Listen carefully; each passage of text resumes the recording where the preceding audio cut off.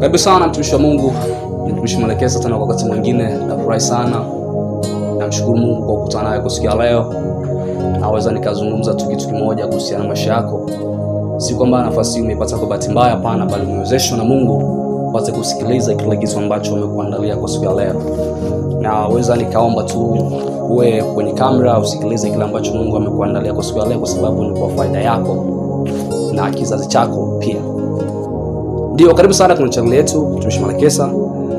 Roho Mtakatifu siku ya leo amekuandalia somo nzuri ambalo linasema kwamba maisha yenye furaha ndani ya ufalme wa Mungu. Maisha yenye furaha ndani ya ufalme wa Mungu. Watu wengi wanajiuliza, nawezaje kuishi maisha yenye furaha? Au kitu gani ambacho kinaweza kusababisha niweze kuishi katika maisha yenye furaha? Ni swali gumu ambalo linasumbua watu wengi, lakini nashukuru Mungu kwa sababu amekupa kibali na nafasi ya kuweza kusikiliza somo hili kwa siku ya leo, ili kwamba lipate kubadilisha maisha yako na mtazamo wako wote. Asante sana. Kwa siku ya leo tunazungumzia kuhusiana na neno mafanikio. Kila mtu anahitaji mafanikio. Hakuna mtu awezaye kukaa asipopata mafanikio yote.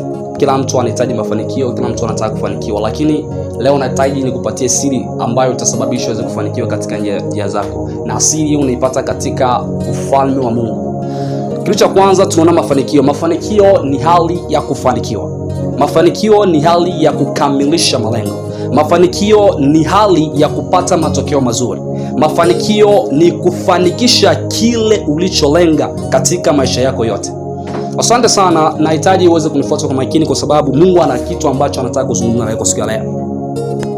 Tunaingia katika somo letu ambalo linasema kwamba maisha yenye furaha ndani ya ufalme wa Mungu.